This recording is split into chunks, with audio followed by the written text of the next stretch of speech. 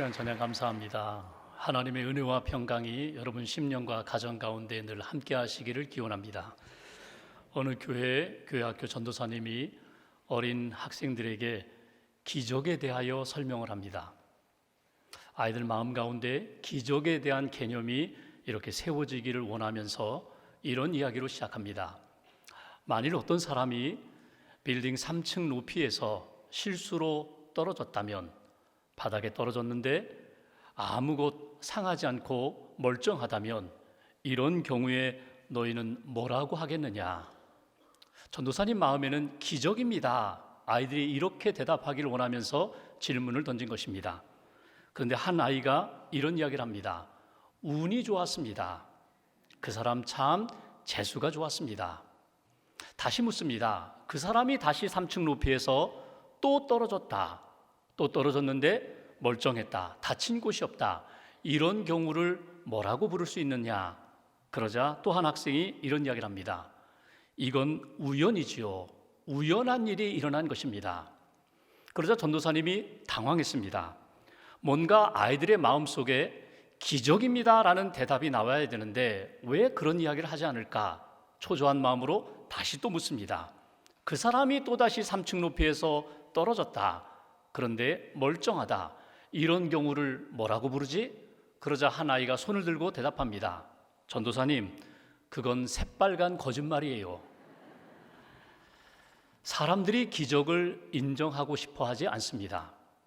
모두가 다 기적을 바라는데, 내 삶에 기적이 일어나기를 원하는데, 정말 기적이 일어났을 때 그 기적을 믿는 것이 쉽지 않다는 것입니다. 로버트 모건이라는 사람이 홍해의 법칙이라는 책을 썼습니다. 그 책에 보면은 홍해의 10가지 법칙이 나옵니다. 인생의 위기를 한 번에 역전시킬 하나님의 법칙이 있다는 것입니다. 한번 하나씩 소개할 텐데 여러분 한번 들어보시고 여러분 마음에 와닿는 것이 있다면 한번 확인해 보십시오. 첫째, 하나님은 당신과 늘 함께 하신다.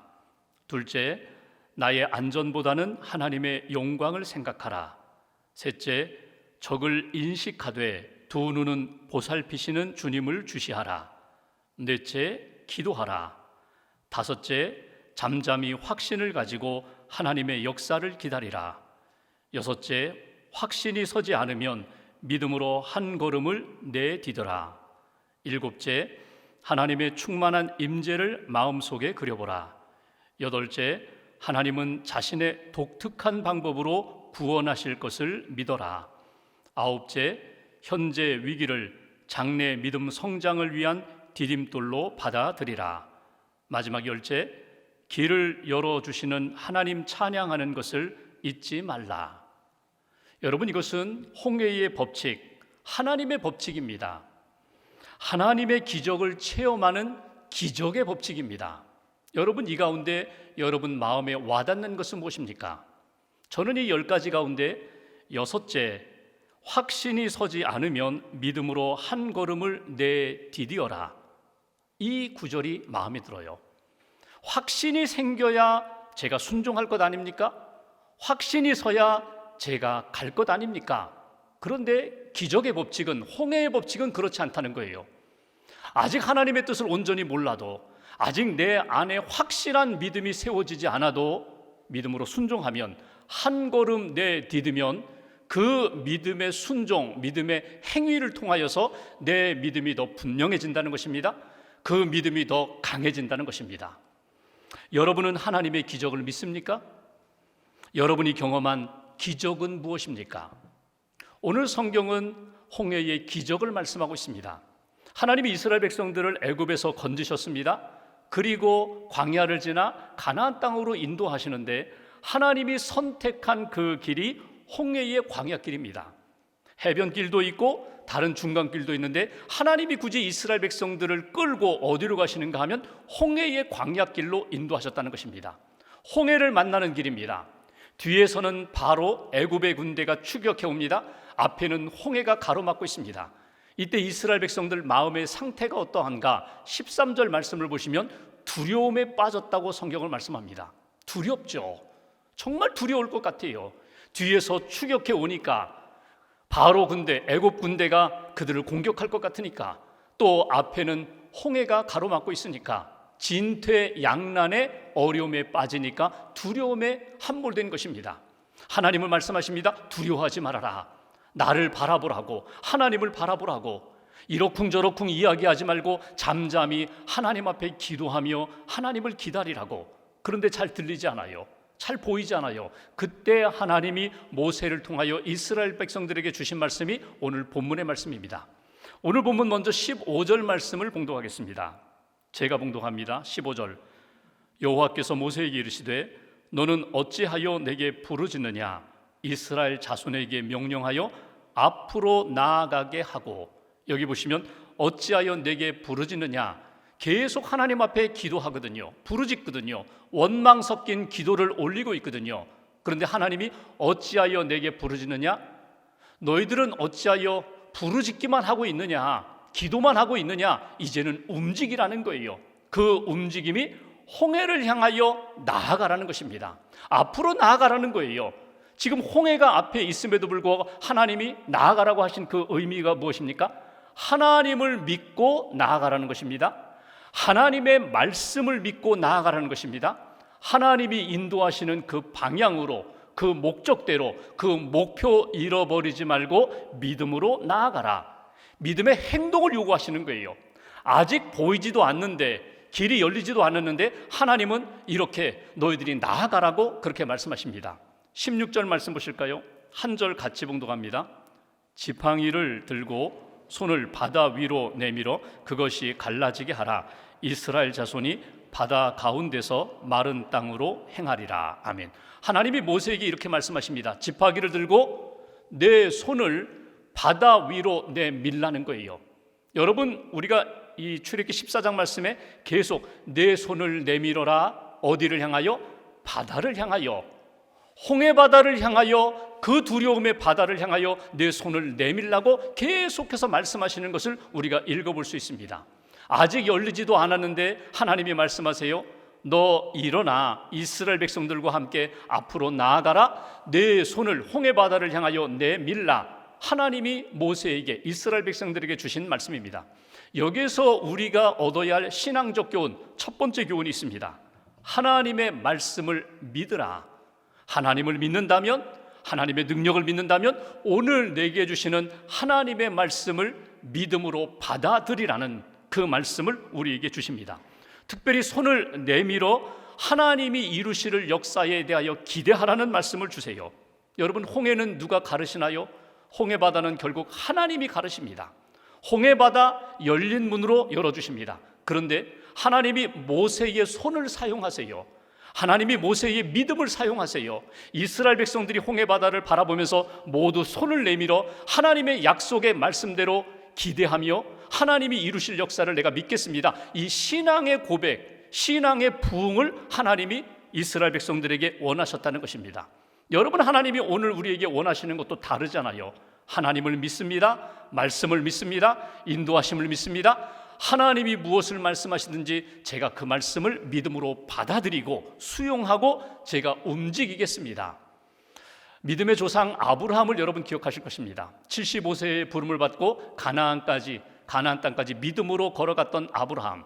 그의 믿음, 하나님을 믿는 믿음, 말씀을 믿는 믿음, 순종하는 믿음, 그 아브라함의 믿음에 대해서 창세기 15장 6절에 보면은 성경은 이렇게 기록하고 있습니다. 아브라함이 여호와를 믿으니 이를 그의 의로 여기시고, 아브라함이 하나님을 믿고 말씀을 믿으니 말씀대로 순종했더니 하나님이 그 믿음을 가지고 그를 의롭다 여기셨다, 구원해 주셨다는 말씀이에요. 그런데 여기 아브라함이 믿으니라는 이 말이 히브리어로 아만이라는 말입니다. 여러분, 아만이라는 말은 어떤 의미인가 하면 엄마 아빠가 어린 아이를 품에 안고 이렇게 흔들면서 이야기해주고 사랑을 표현하고 그러면서 양육하는 것이 아만이에요. 여러분, 믿으니라는 이 표현이 어디서 시작됐다고요? 내가 하나님을 믿고 아브라함이 하나님을 믿는 것으로 시작되는 것이 아니라 하나님이 아브라함과 우리를 안아주시고 그리고 말씀해 주시고 사랑으로 인도해 주시고 은혜 베풀어 주신 것을 내가 하나님의 품 안에서 그 사랑을 받았다는 거예요. 그 은혜를 느꼈다는 거예요. 그러므로 내가 나를 안아주시고 인도해 주신 그 하나님 앞에 제가 믿음으로 고백합니다. 출발은 나의 하나님, 전능하신 하나님, 그분으로부터 시작돼서 나로 하여금 하나님이 나를 사랑하시고 인도해 주신 증거들을 경험하면서, 증거들을 바라보면서 그러므로 내가 하나님을 믿습니다. 이것이 아만입니다. 여러분이 아만이라는 단어가 나중에 신약 성경에 보면은 아멘이라는 단어로 연결되는 것을 보게 됩니다. 여러분, 아멘이 뭐예요? 진실로라는 그런 의미인데, 제가 믿습니다, 제가 동의합니다, 그런 의미예요. 기도하고 마지막에 예수님의 이름으로 기도합니다. 제가 기도한 것들이 예수님의 십자가의 보혈과 능력으로 하나님 앞에 올려질 것을 믿습니다. 성경을 읽을 때, 성경 말씀을 들을 때 아멘으로 응답하는 것은 무엇입니까? 제가 이 말씀대로 되는 줄 믿습니다. 이 말씀이 내게 이루어질 것을 믿습니다. 이것이 아멘이에요. 여러분, 구약에 나오는 아브라함의 아만, 하나님을 믿는 것이나 오늘 우리가 신앙생활하면서 말씀을 읽고 하나님의 능력과 하나님의 은혜를 기억하면서 아멘으로 고백하는 것이나 같은 의미거든요. 하나님이 오늘 우리에게 원하시는 것이 있습니다. 너희들이 하나님을 믿고 하나님의 말씀을 믿는다면 어떻게? 믿음으로 행동해야지, 믿음으로 움직여야지, 앞으로 나아가야지. 앞에 홍해가 있는데 어떻게 앞으로 나아가요? 열리면 제가 나아가겠습니다. 그렇지 않아요. 아직 홍해바다가 갈라지기 전임에도 불구하고 내가 하나님을 믿고 말씀을 믿는다면 그 말씀을 의지하여 한 걸음 내디디라는 거예요. 그 홍해바다를 향하여 믿음으로 너희들이 움직이면 하나님이 기뻐하시는 역사가 반드시 나타나리라. 기적으로 나타나리라. 이스라엘 백성들이 40년 광야 생활한 다음에 가나안 땅에 들어갈 때 여호수아가 이스라엘 백성들을 이끌고 요단강 앞에 섰습니다. 두렵죠. 모세는 이미 하나님의 부름을 받고 여호수아가 이스라엘 백성들을 이끌고 이제 강 건너편 가나안 땅을 보는데, 그 요단강, 흐르고 있는 요단강 앞에서 하나님이 주신 말씀이 무엇입니까? 내 발을 요단강 그 물에 먼저 발을 디디라는 거예요. 물이 끊어진 다음에 발을 내딛는 것이 아니라 믿음으로 한 발을 물에 집어넣으면, 잠그면 하나님이 요단강 물을 끊으시고 가로막으시고 요단강을 건너게 하신 것을 우리가 보게 됩니다. 오늘 하나님이 우리에게 원하시는 것은 이것입니다. 하나님을 믿느냐? 그 말씀을 믿으라. 그 말씀을 믿느냐? 하나님이 우리에게 약속의 말씀대로 믿음으로 순종의 방향으로 한 걸음 내디디면 돼. 한 걸음 내디디면 돼. 그리고 또 한 걸음 내디디면 하나님의 역사는 반드시 이루어질 거야. 내 손을 홍해바다를 향하여 내밀어라. 그 두려움의 바다를 향하여 내 손을 내밀면 하나님이 반드시 능력의 역사로 너희들에게 응답하실 것이다. 지금은 하늘나라 가셨는데 대천덕 신부님이라는 분이 계세요. 한국에 오셔서 선교사로 사역하시고 예수원을 설립하신 분입니다. 그분의 책 개척자의 길이라는 책에 보면 본인의 신앙에 대한 이야기가 나와요. 그 대천덕 신부님은 신앙에 대하여 이렇게 표현합니다. 신앙은 모험이다. 신앙은 계산하고 다 이렇게 계산하고 결정한 다음에 걸어가는 길이 아니라 신앙은 믿음의 모험이다. 하나님을 믿고 걷는 거야.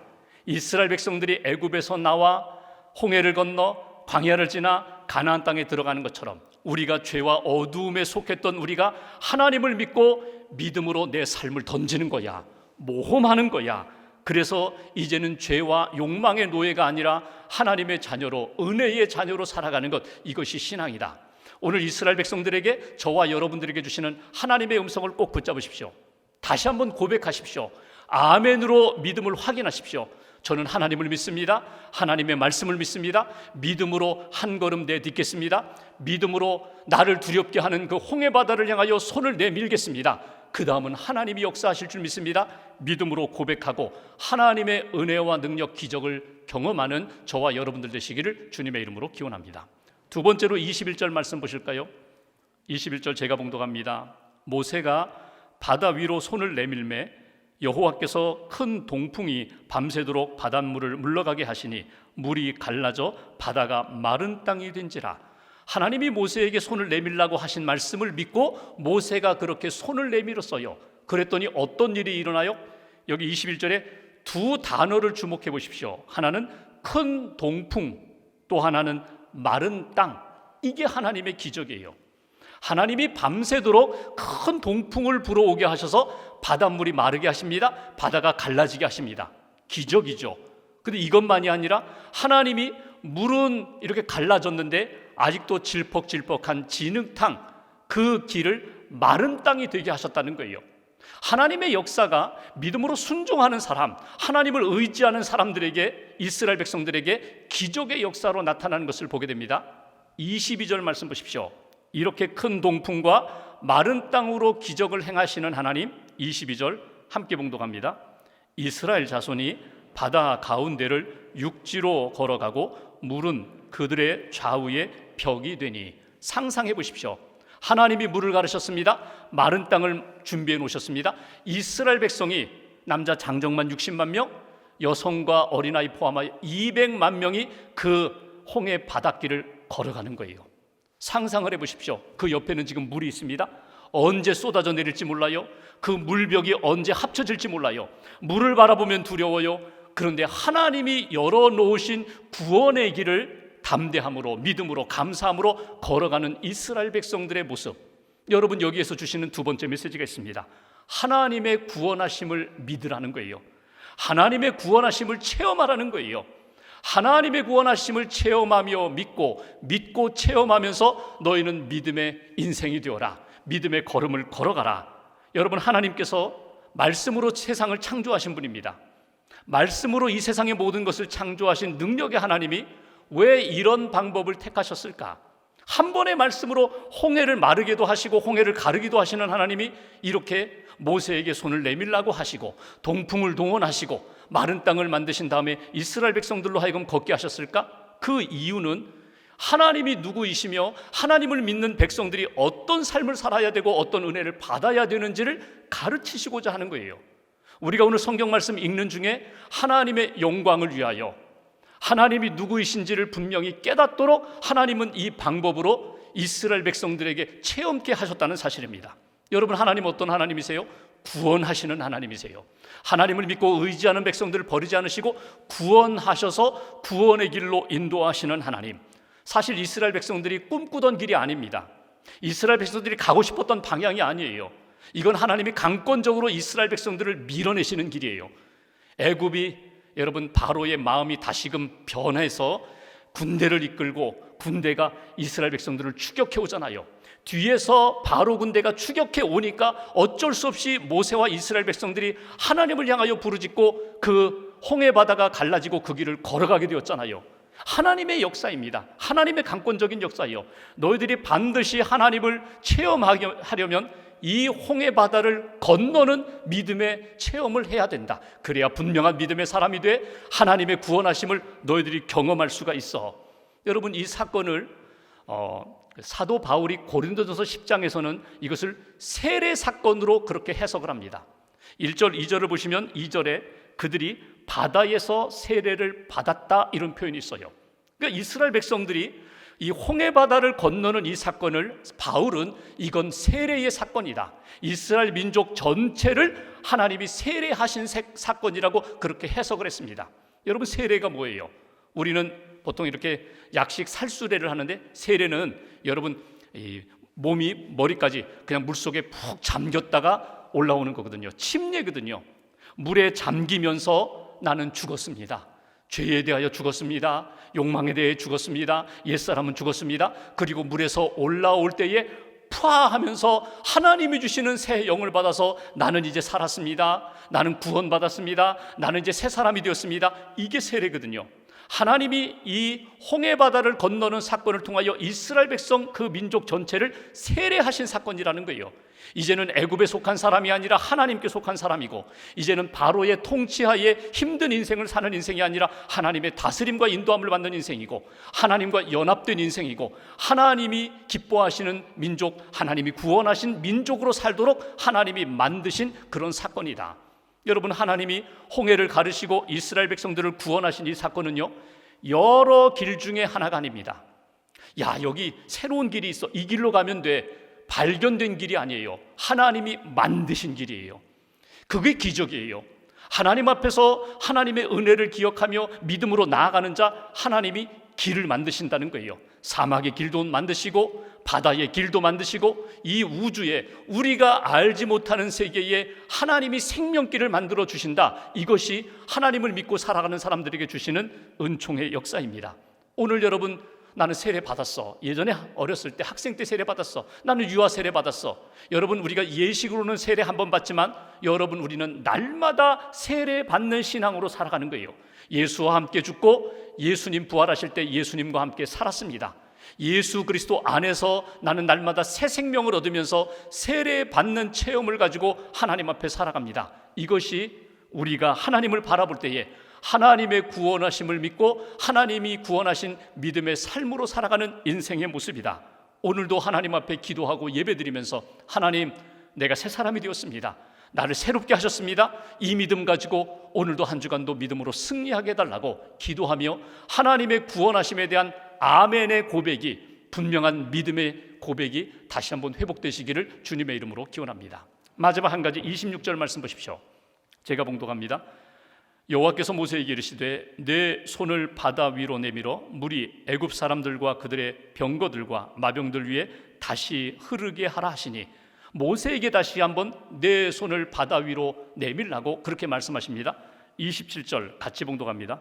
모세가 곧 손을 바다 위로 내밀매 새벽이 되어 바다의 힘이 회복된지라 애굽 사람들이 물을 거슬러 도망하나 여호와께서 애굽 사람들을 바다 가운데 엎으시니, 그 갈라졌던 물이 새벽에 다시금 이렇게 합쳐지는 것을 보게 됩니다. 그리고 어떤 일이 일어나요?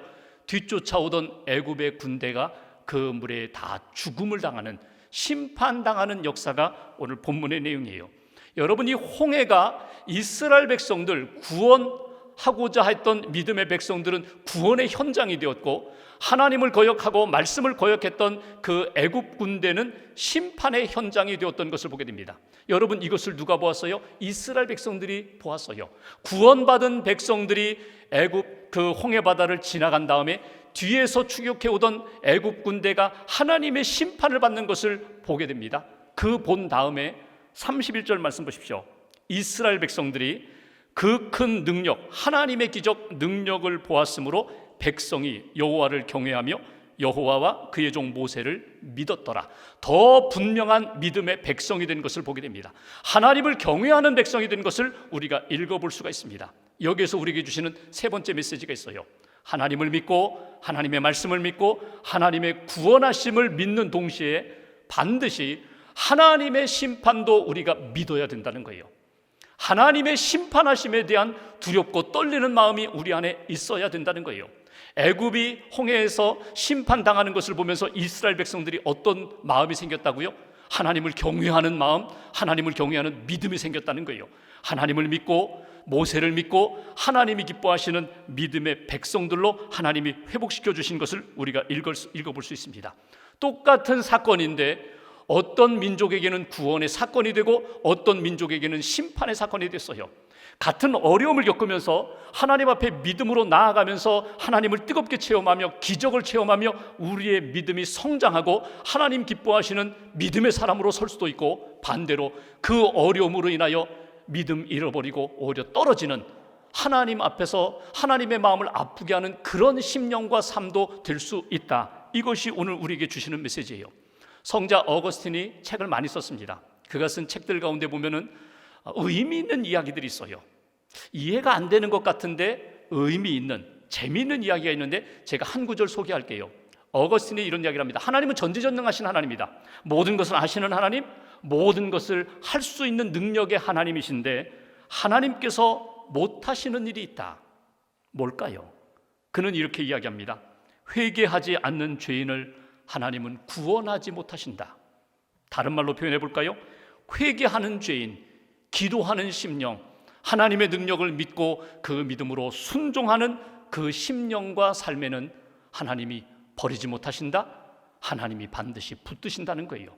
여러분, 우리가 오늘 여러 가지 어려움도 만나고 개인적으로, 가정적으로, 또 직장에서, 일터에서 많은 시련과 어려움을 겪을 때 하나님 이 홍해 바다와 같은 이 두려움의 파도를 하나님 등이 이길 수 있는 믿음을 달라고, 하나님의 구원하심을 믿는 믿음을 달라고, 하나님의 심판에 대한 믿음을 가지고 하나님만 두려워하고 하나님만 사랑하고 하나님이 기뻐하시는 믿음의 인생으로 걸어가게 해달라고 고백하시고 하나님이 구원하시는 그 놀라운 역사를 체험하는 저와 여러분 되시기를 주님의 이름으로 기원합니다.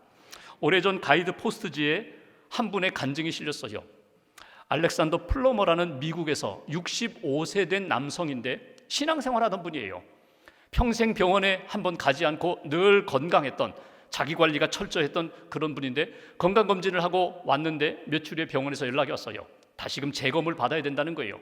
검사를 받았더니 전립선 암이라는 진단 받게 됩니다. 그 이야기를 듣자 하늘이 무너져 내리는 것 같아요. 자기 아버지도 60대 자기 나이에 전립선 암 그것으로 세상을 떠나셨고 삼촌 두 사람도 전립선 암으로 세상을 떠났어요. 그러니까 이 플러머 씨, 이제는 내 차례구나, 내가 이제 죽을 때가 됐구나. 그러니까 낙심이 되는 거예요. 두려움이 몰려오는 거예요. 그렇게 좋아하던 운동 하러 가지 않습니다. 사업 다 정리했어요. 이제 돈 벌어서 뭐하나, 이제 죽을 텐데. 사람들과 만나 교제하던 자리, 그 교제의 자리도 가지 않아요. 사람들과 연락을 다 끊었어요.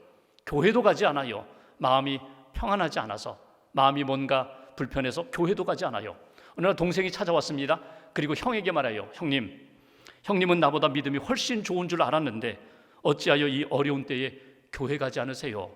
형이 이야기합니다. 그건 암 걸리기 전 그때의 일이다. 암 걸리면 다 달라지는 거야. 사람들과 관계를 끊고 교제를 끊고 홀로 이렇게 힘든 시간을 보내는데 그 고독에 빠지고 먹지도 않고 운동도 하지 않으니까 점점 살이 빠지는 거예요. 의사가 이야기합니다. 포기하지 마십시오. 아직 희망이 있습니다. 적극적으로 치료받으세요. 적극적으로 좀 활동하세요. 긍정적인 신앙을 가지세요. 긍정적인 마음으로 밝게 좀 살아보세요. 의사의 이야기가 전혀 들리지 않아요. 그렇게 홀로 있는 시간이 있었는데 점점 우울증에 빠지고 사람들과 관계 끊고 나니까 어두워지는 거예요. 두려워요. 무서워요. 죽음이 무서워요. 지금 이 상황이 너무나 두렵고 무서워요. 그렇게 며칠을 보내다가 어느 날 방에 혼자 앉아 있는데 이런 생각이 듭니다.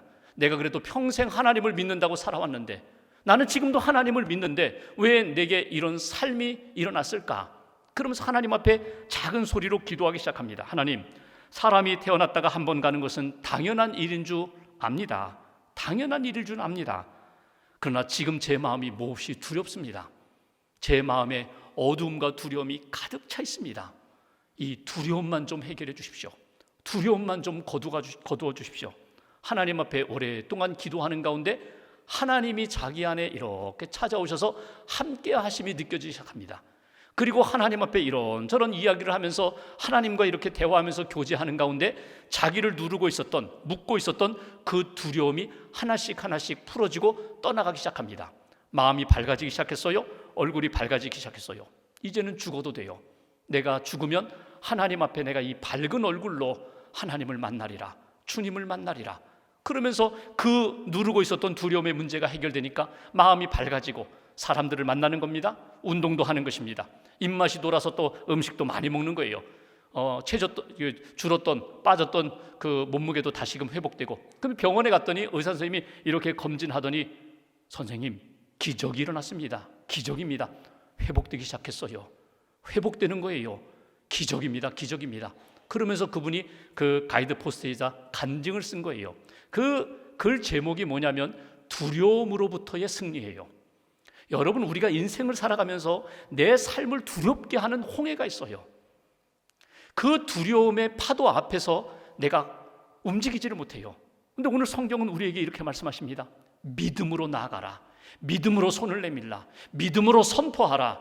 믿음으로 하나님의 말씀을 붙잡고 하나님의 구원하심과 심판을 믿고 나아가면 너를 붙들고 있는 두려움의 문제가 해결될 것이다. 두려움 때문에 낙심도 찾아오고 우울하기도 하고 힘도 잃어버렸는데 두려움의 문제만 믿음으로 극복하면 여러분 홍해가 갈라지고 하나님의 승리의 역사를 경험하는 믿음의 사람이 될 것이다. 말씀을 마무리하면서 여러분, 하나님이 나에게 누구이신지 믿음의 고백을 다시 한번 회복하시길 바랍니다. 하나님이 어떤 분이신지, 그는 구원의 하나님이시다, 나를 살리시는 하나님이시다, 나와 함께 하시는 하나님이시다. 하나님에 대한 믿음의 고백이 분명하면 우리의 인생은 분명히 달라질 것입니다. 믿음으로 승리하는 삶, 하나님과 동행하는 삶, 하나님 영광을 이루는 삶을 오늘도 또 남은 생에도 힘있게 걸어가는 저와 여러분들 되시기를 주님의 이름으로 기원합니다. 기도하겠습니다.